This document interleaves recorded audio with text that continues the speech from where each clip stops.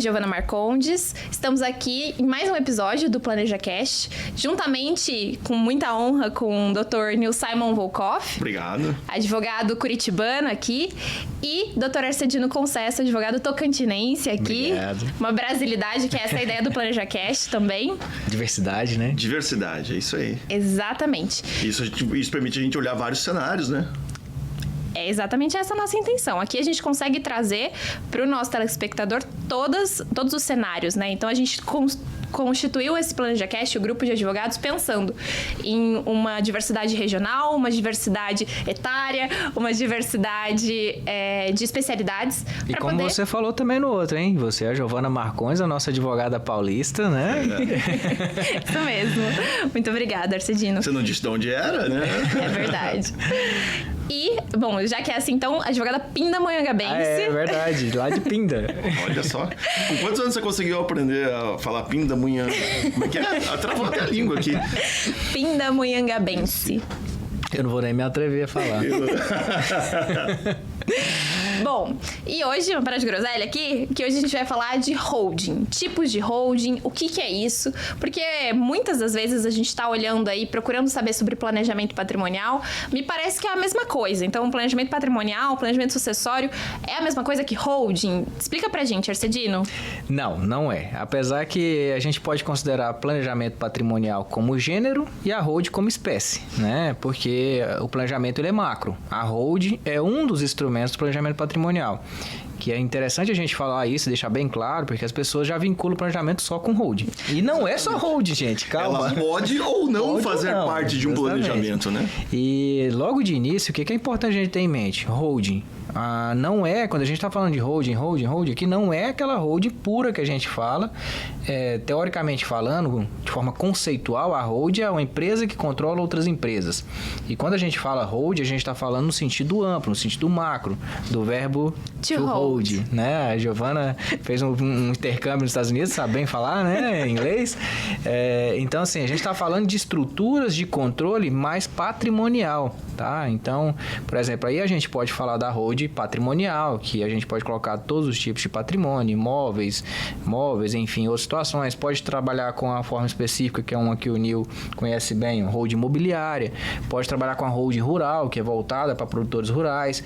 E um tipo de holding voltado para o aspecto internacional, que a Giovana entende bem, offshore, né? Não deixa de ser uma holding, né? Exatamente. E então essa contextualização é importante para que as pessoas tenham essa ciência desse conceito de que não é aquela holding pura que a gente está falando de controle de outras empresas. Pode ser, tá? Mas não é só isso. Falando nisso, o que é uma holding imobiliária, Neil? Conta aí pra gente. Uma holding imobiliária, na verdade, sim, é legal essa pontuação, porque as pessoas definem, eu vou fazer uma holding e eu vou resolver minha vida, né? Não é isso que as pessoas acham? Sim. Eu faço uma holding e isso resolve minha vida. Minha vida tá toda organizada, tá numa holding. Tá toda organizada, tá numa holding. Não. Eu já cheguei a sentar com um cliente. Falei, como é que tá? Você tem planejamento e tal? Não. Eu já fiz uma holding, tá tudo resolvido. Eu não vou precisar nem fazer inventário. Olha só, né? E não é bem assim que funciona, na verdade, né? Existem vários aspectos que podem ser tratados, que podem permitir, inclusive, que não exista um inventário no processo de sucessório familiar, ou que, ainda que exista a holding, exista esse processo de inventário. Né? As pessoas não se dão conta dessa dimensão. Mas vou voltar lá na holding patrimonial, na holding imobiliária, né? O objetivo de uma holding imobiliária, qual que é, na verdade? O objetivo da holding imobiliária é trazer patrimônio imobiliário para dentro dessa holding, certo? E isso vai permitir o quê? Vai permitir ganho tributário, né? Qual que é o ganho tributário que eu tenho? Porque as pessoas perguntam, mas na holding imobiliária incide ITBI quando eu vou fazer compra, aquisição de imóvel, ou se eu for transferir imóvel para essa holding. Incide ITBI. Mas o que a gente tem que pensar é que a alíquota do ITBI, em média, ela gira em torno de 2%, dependendo do município, 2% a 3%. É importante contextualizar que dependendo da forma que você faz, você não paga o ITBI na alocação desses imóveis lá dentro da holding. Isso. Para você trazer isso para dentro da holding, você pode ou não pagar. Sim. Tudo tudo depende da forma como você vai estruturar isso. Tá? Eu tô pegando o exemplo da holding imobiliária particular. Isso, na holding imobiliária. De imóveis, exato. Então, assim, na holding imobiliária, geralmente você vai ter a incidência do ITBI. Por quê? Porque se entende que a atividade fim daquela empresa é uma atividade imobiliária. E para isso daí já existe um aspecto tributário, disposto até, inclusive, na própria Constituição Federal, que prevê que não vai haver isenção no caso de trazer imóvel para dentro. Isso faz parte da operação da empresa. Se fosse assim, toda construtora ou empresa que trabalha com imóveis não ia pagar nenhum tipo de tributo na transferência de compra e venda de imóveis. Só que, por outro lado, tem o ganho na hora de vender. Você tem ganho aí em termos de ganho de capital, que você não tem na pessoa, que você tem na pessoa física, que na verdade é 15% sobre o valor, diferença do valor de compra pro valor de venda. Você tem ganhos aí tributários de outra espécie, que na verdade no imposto de renda, a tributação é muito mais branda na pessoa jurídica, né, na holding, do que na pessoa física, certo? Você tem ganhos, inclusive, de imposto de renda em termos de aluguéis. Por exemplo, se você tem muito patrimônio imobilizado, você gosta de imóveis, né? Tem gente que tem esse perfil. Né? As pessoas mais jovens, elas têm um perfil mais financeiro, mais voltado para o mercado financeiro, aplicações financeiras. É isso ou não é, Giovana? O que você viu em si lá no teu escritório? Não, eu vejo exatamente essa realidade, esse retrato. Que a gente tem, normalmente, clientes mais velhos têm esse apego, essa preocupação e acúmulo já, né? Com o patrimônio imobiliário, o patrimônio imobilizado. E muitos dos clientes mais novos, eles realmente têm essa atuação mais forte no mercado financeiro. Mas eu queria voltar uma coisa com você, Nil, com relação à holding imobiliária, que é o seguinte. Eu já ouvi e já tive que lidar com isso no escritório, com o seguinte. Eu não vou pagar ITBI, porque quando o meu advogado fez a minha holding, ele colocou objeto social de holding pura, que é a holding que administra outras empresas. E aí eu quero que você responda para a nossa audiência se apenas eu colocar o objeto social da minha empresa como algo diferente de atividade imobiliária é suficiente, em regra, para eu não pagar ITBI?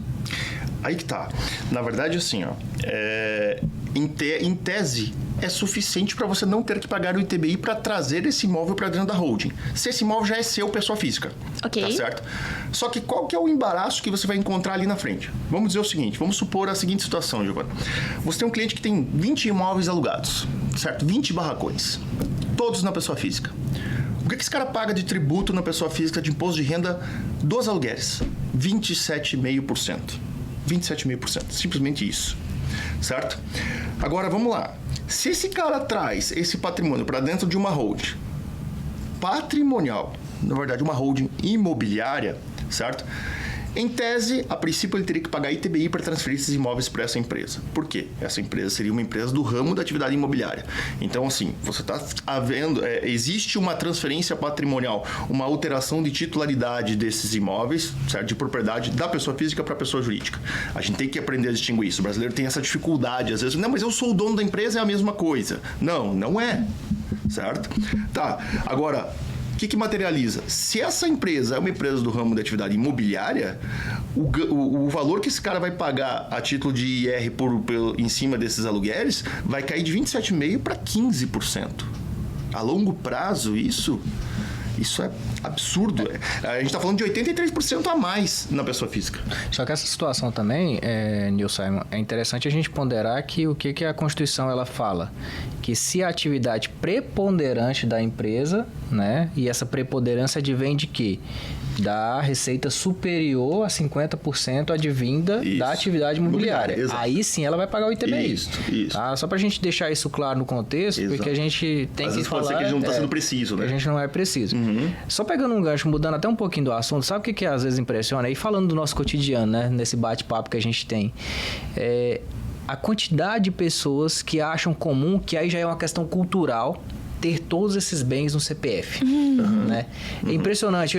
As pessoas têm essa cultura. Tá no meu nome. Eu comprei, tá no meu nome. Eu tenho 20 barracões alugados, todos no meu nome. Ele fala isso com orgulho, e é orgulho sim ele ter conquistado esse patrimônio.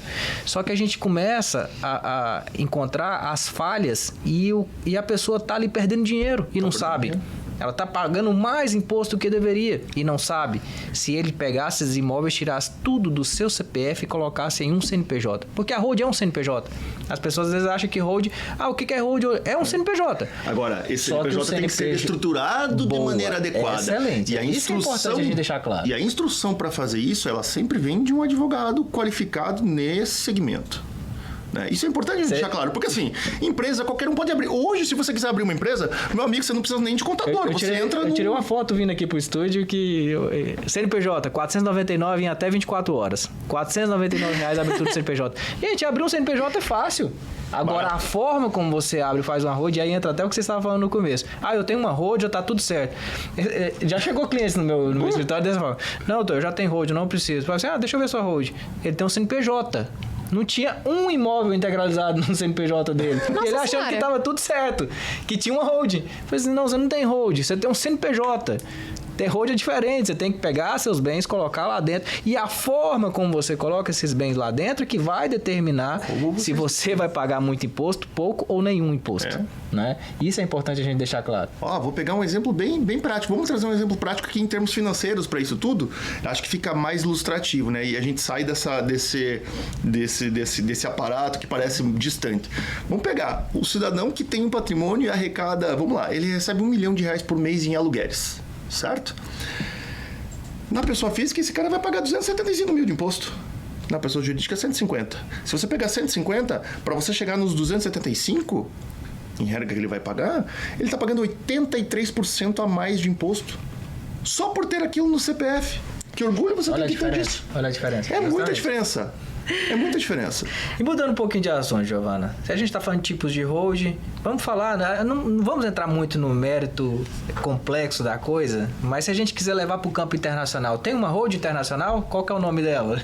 Tem a hold internacional, que aí a gente pode chamar de companhia offshore, né? O que é essa bendita? Que as pessoas já pensam que tá vinculado à corrupção, né? A lavagem de dinheiro. Acha que é ilícito, que é ilegal. Não, pelo amor de Deus, é um instrumento absolutamente lícito, legal e inteligente de ser usado. Obviamente, tem que ver se cabe no seu caso, né? Se a gente tá falando aí de investimentos no exterior, ou até mesmo no Brasil, mas se fizer sentido dentro da sua estratégia de patrimônio, de planejamento patrimonial. E a holding internacional, a companhia offshore, quando a gente usa a companhia offshore pensando em utilização de paraísos fiscais, né? Países de tributação favorecida. Gosto muito, inclusive, aproveitando de usar a BVI, de Ilhas Virgens Britânicas, mas a gente tem um leque de opções gigantesco. Mas volta naquela conversa que você começou muito bem falando, que é o to hold, que é no sentido de administrar, no sentido de controlar. Então, eu tenho investimentos no exterior, eventualmente, em diversos bancos, em diversos países, de diversas naturezas, e eu tô pagando imposto aqui se eu tenho isso dentro da pessoa física. E aí eu consigo constituir uma companhia offshore, que é uma empresa, não tem um CNPJ, mas tem um número de identificação como se fosse... O CNPJ lá fora. Exato. Eu tenho um número de identificação como se fosse e ele concentra todos os meus investimentos, por exemplo. Aí eu posso falar de investimentos financeiros, de investimentos imobiliários no exterior, mas ele concentra e me facilita aquilo. Eu tenho economia tributária, eu tenho economia pensando no sucessório, que eu até queria que vocês falassem um pouquinho aqui pra gente sobre a ideia da holding imobiliária dentro do planejamento sucessório. Então, eu tenho economia tributária, eu tenho um planejamento sucessório, eu tenho aí uma facilidade operacional, porque quando a gente fala de planejamento tributário, é importante mencionar que a gente não está só falando de economia de imposto, a gente está falando de economia de tempo, porque o Brasil, ele tem uma burocracia e demanda um operacional para pagar imposto, além do dinheiro, não só o dinheiro que é debitado da sua conta.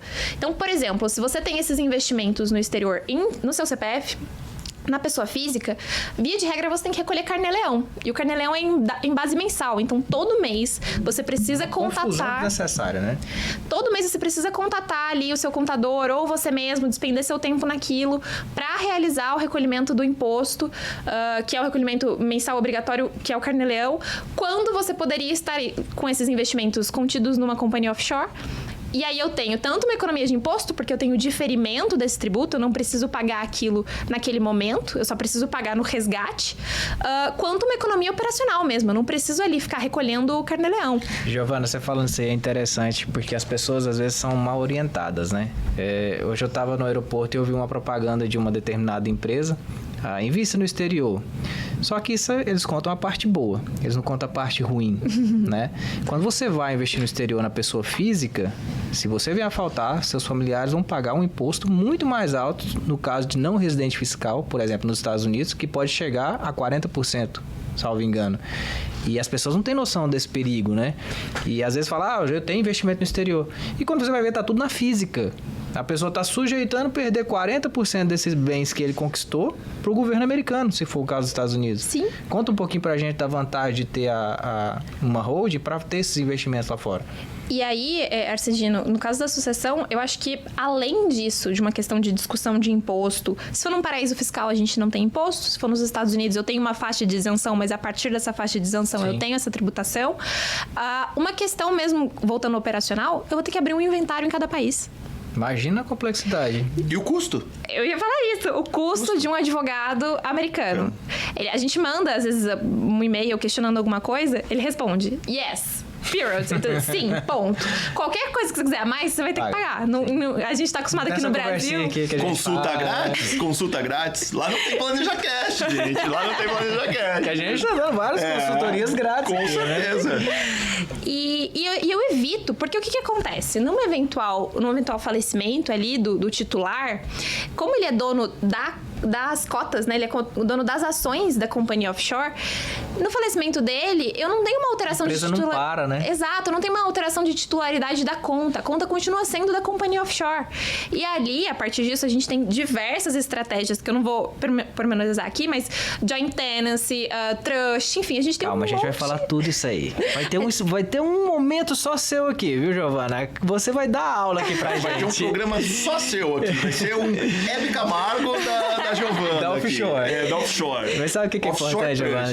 Pegando o gancho que você tá falando, que CPF morre, CNPJ não. Exatamente. E aí que entra o que você tava falando, que você pediu pra gente voltar nesse assunto, das vantagens de ter uma hold, por exemplo, aqui no Brasil. Vamos fazer esse bate e volta. Vai lá fora e volta aqui no Brasil de novo. Você sabe que Fala pra gente, na verdade, eu tenho uma dúvida que eu queria... Não é nenhuma dúvida, eu queria que a Giovana esclarecesse para as pessoas. Qual que é o objetivo de você ter investimento no exterior? Se é só... Porque, assim, as pessoas falam assim, não é só por status, entendeu? Então, assim... Às vezes quem está nos assistindo ou nos ouvindo agora pode pensar assim, a pessoa quer ter investimento no exterior ou dinheiro aplicado no exterior só para ter status que tem dinheiro lá fora. Eu acho que não funciona assim. Na verdade, eu queria só que você desse uma pontuada. Eu sei que é meio complexo, mas assim, uma pontuada de qual que é o objetivo de você ter um investimento no exterior. Se é para você estabelecer uma espécie de balança patrimonial em termos de valorização do dólar e tudo mais, e você ter esse equilíbrio aqui dentro, quando aqui tá fraco, lá tá forte, e você tem uma alavancagem patrimonial meio que automática porque o dólar valorizou o teu patrimônio lá e teu investimento valorizou mais e vice-versa. É basicamente isso, Giovana. Contou pra gente, mas você não vai fugir da minha pergunta não, viu? Não vou fugir não. Fica tranquilo. Aqui não foge de nada. É isso também. Nil, a gente tem um monte de vantagem de ter esse investimento no exterior. Eu acho, inclusive, que a gente pode trazer aqui num podcast para falar do financeiro voltado, mas, por exemplo, a dolarização. Então, é uma moeda forte, você manter parte, pelo menos, dos seus recursos em moeda forte, inclusive investindo em papel brasileiro, se for o caso. Lá fora. Lá fora. A gente consegue investir na Bolsa Americana em papel brasileiro. Porque a taxa de juros aqui normalmente é maior, vai pagar bem e vai pagar em dólar, é isso? Exatamente. E eu conheço o mercado, né? Quando eu invisto em papel brasileiro, eu sei do que eu tô falando, eu sei o que tá acontecendo aqui. Você acompanha a movimentação internamente, né? Mas seus bens estão em dólar lá fora, bem guardadinho dentro da estrutura offshore, né? Exatamente. O meu patrimônio, ele tá dolarizado em moeda forte. Eventualmente, por exemplo, exemplo, que eu vejo muito acontecer. O pai tem a expectativa, ou pelo menos quer dar a possibilidade do filho estudar no exterior, ou tem uma expectativa, a família, de encerrar a residência aqui no Brasil e se mudar para o exterior. Então, a gente começa desde já tendo essa estrutura internacional de investimento montada para você conseguir olhar para frente. A gente até falou nisso num outro podcast, que eu preciso entender o cenário que eu tô hoje e eu preciso olhar para o que eu quero. Qual que é a minha expectativa? Além disso, o básico, que seria a diversificação de investimentos realmente, porque muitas das vezes vale a pena eu colocar o dinheiro lá fora, ou eu tomar empréstimos de dinheiro lá fora, por conta da taxa de juros, que você muito bem falou. Muito mais baixa lá. Exatamente. Muito mais estável, né? Não tem essa variação que a gente tem aqui, que no ano tá 2, no outro ano tá 12, né? Então lá você tem uma perenidade de taxa de juros, e que lá quando aumenta 0,5% já é algo absurdo, né? Exatamente isso. Então, assim, eu não sou assessora financeira e não estou dando conselhos aqui de investimento, Claro. mas... E nem é só o intuito, né? Exatamente. Não, é só pra gente ter uma perspectiva mesmo, porque assim, as pessoas falam, mas pra que ter, entendeu? Lá fora, né? É muito mais que status. Na verdade, fazer isso por status não... E nunca também você deve fazer tudo, né? Não vai mandar todo o seu patrimônio lá pra fora, a não ser que você queira ser um residente fiscal lá, né? Enfim, não queira ter mais vínculo com o país, mas você pode diversificar. Aloca aí 25%, 30% do seu patrimônio lá fora. Exatamente, da maneira que você se sentir mais confortável. Sabe uma coisa que tem muito legal hoje em dia? Que são bancos internacionais. Então, por exemplo, nos Estados Unidos, a gente tem ali a XP, que é internacional, eu não tô falando, não é o banco brasileiro, mas a gente tem o que a gente chama de Brazilian Desk, né? Até mesmo em outros bancos, Morgan Stanley, enfim, Julius Baer, que a gente conversa com brasileiro. Sim. Porque essa questão até de investir em papel brasileiro, porque o jeito que a gente fala, o jeito que a gente pensa, os medos... É bem atencioso, assim, parece que você tá no Brasil mesmo. Exato, e os medos que a gente tem, muitas das vezes você pode até falar com um assessor de investimentos suíço, que fala em português, sim, ou até mesmo você fala a língua dele, não tem problema nenhum, mas o modo de pensar, ou às vezes o modus operandi. Então, hoje em dia, tá muito democrático investir no exterior. Universalizado, você vai dizer. Exatamente. Então, não se tem muito... eu, pelo menos, enxergo como... não só vantagens, mas assim, muitas vantagens, e hoje em dia é muito viável. Então, eu acho que seriam esses os meus comentários, principalmente pensando na questão da holding offshore, né, que seria essa ideia de controlar, da holding internacional, que é de controlar os investimentos. Pra gente finalizar, Nil Simon, naquela situação que o CPF morre e o CNPJ não, qual que é a vantagem, por exemplo, da gente estruturar a parte patrimonial daquele tiozinho que tem orgulho de falar que tá tudo no CPF e quando ele tá perdendo dinheiro, ele pode colocar isso no CNPJ? Vamos lá, então assim, ó, eu diria que são duas as vantagens, né? Talvez até outras, vamos lá, mas a primeira vantagem é aquela tributária, né? Você vai tributar, por exemplo, se são imóveis que você tem no teu acervo para te gerar renda de aluguéis, você vai ter uma tributação muito mais branda na pessoa jurídica do que na pessoa física. O mesmo se aplica também à circulação desses bens em termos de compra e venda. Se você faz movimentações imobiliárias na pessoa física, você tem ganho de capital. Então, assim, você quer ter lucro operando com imóveis, certo? Se você fizer isso na pessoa física, você vai ter 15% de ganho de capital toda compra e venda que você fizer.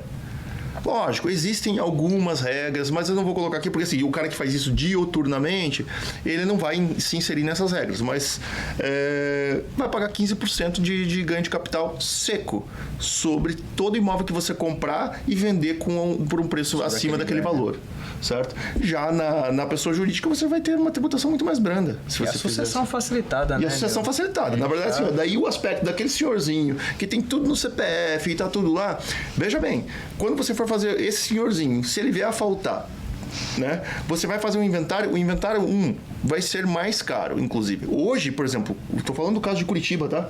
Se você for inventariar vários imóveis via extrajudicial, porque hoje permite o extrajudicial no cartório, né?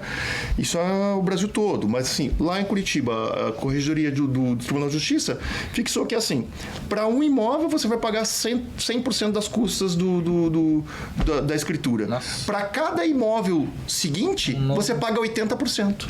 Então assim, 20 imóveis você vai pagar, sei lá, 30, 40, 50 mil reais em uma escritura. Praticamente vai vender um. Vai perder um ou dois imóveis para pagar isso aí. Exatamente. Então o custo disso está muito mais elevado. E sem contar, Nil, que, por exemplo, ele faleceu, parou.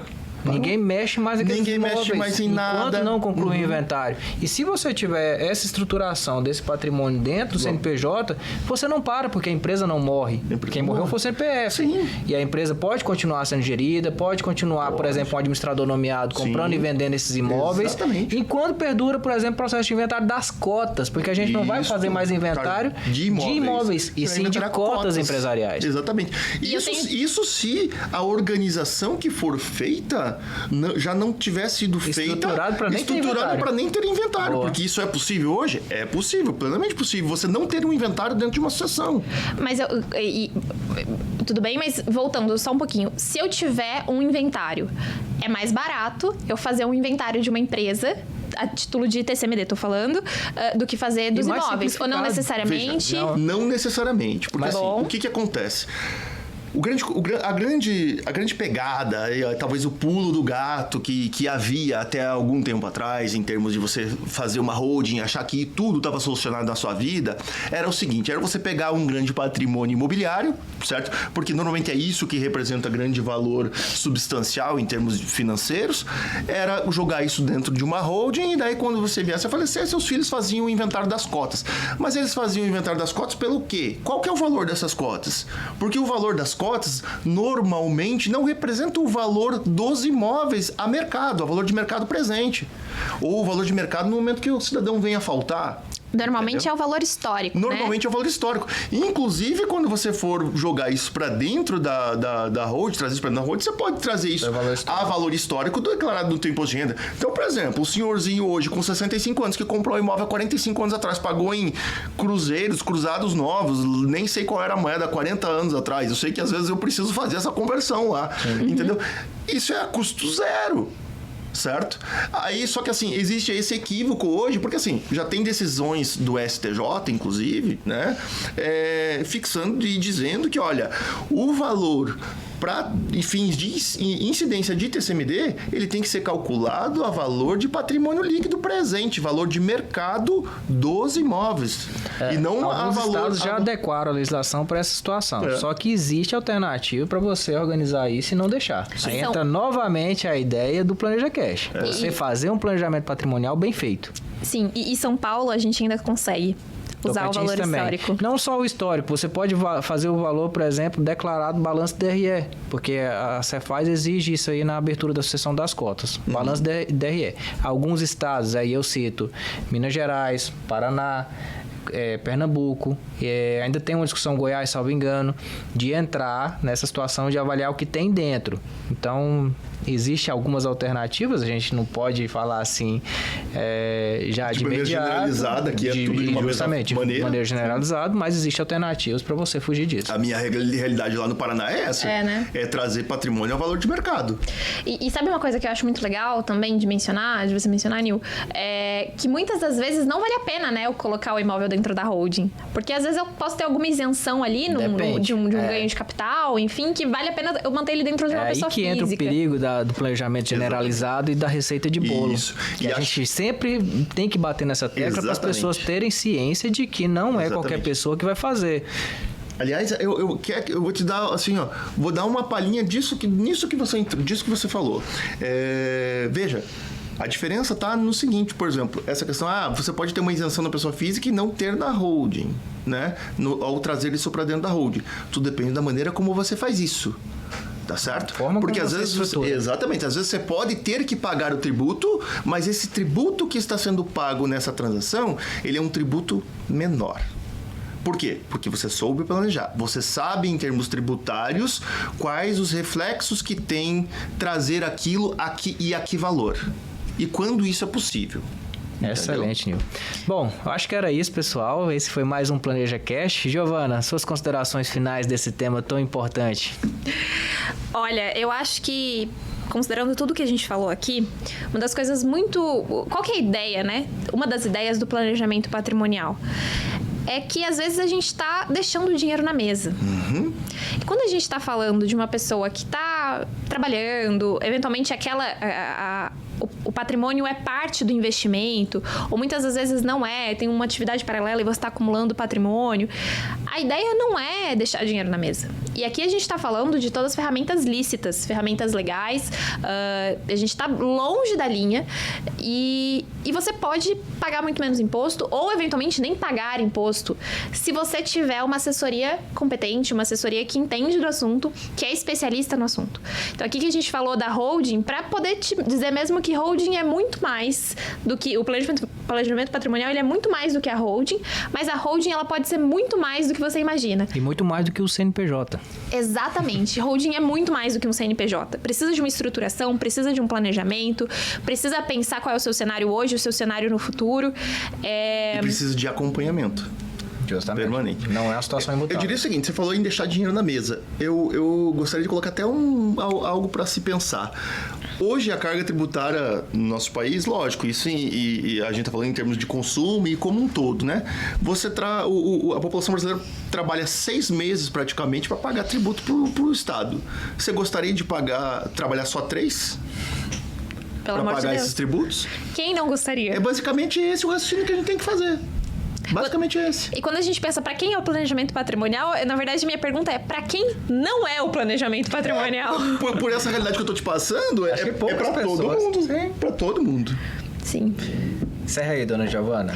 Bom, considerações finais de vocês também, acho que é importante a gente falar aqui, só para dar uma resumida em holding imobiliária, deixar esse gostinho de quero mais, que a gente vai trazer mais informação para vocês, com certeza. Arcedino? Bom, é isso, eu acho que vocês falaram muito bem, a estrutura de uma holding, ela é muito mais CNPJ, eu gosto sempre de repetir essa frase, porque as pessoas confundem isso, acham que é só criar um CNPJ e não é.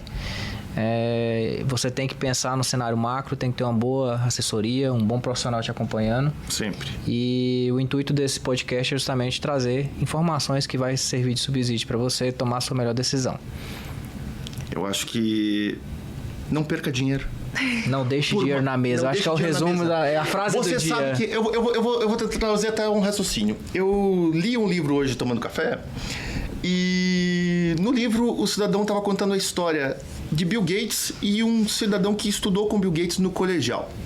Tão brilhante quanto. Os dois andavam sempre juntos.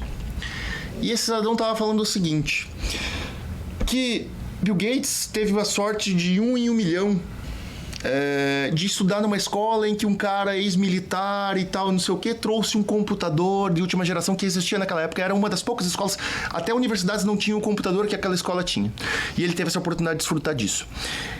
Mas basicamente esse cidadão falou o seguinte, esse cara que era Kent, se não me engano o nome dele, que andava sempre junto com Bill Gates, ele falou, para resumir, ele diz o seguinte, olha, as pessoas podem ser acometidas por sorte ou azar. Certo? E a gente não sabe em que medida isso vai vir pra gente, pra todos nós. Tá? E ela existe, porque ele fala de investimento, ele está falando de psicologia financeira, tá? Como as pessoas conduzem os seus negócios, as suas finanças. E ele falou o seguinte, esse colega do Bill Gates, era tão brilhante quanto o Bill Gates, faleceu praticando montanhismo. E ele diz o seguinte, olha, e o Bill Gates despontou. Os dois andavam juntos. Eles tinham a mesma possibilidade de chegar ao topo. A mesma. Né? Eles, inclusive, tinham projetos juntos. Eles desenvolviam projetos juntos. Era muito simples de dizer. Era até provável dizer que esse cara seria sócio da Microsoft. Esse moleque. E não. Daí o que ele diz? Ele diz o seguinte, olha, ele simplesmente foi acometido pelo outro lado da moeda. Né? Então, assim, a gente tiver a oportunidade de escolher qual lado é mais próximo. Mas a gente não tem. O que a gente tem é a possibilidade de diminuir o risco. Que você vai ter de escolher algum dos lados. De você sofrer algum dos lados. Exatamente. Então, assim, você não tem controle de tudo. Mas você pode ter um controle daquilo que está disponível para você.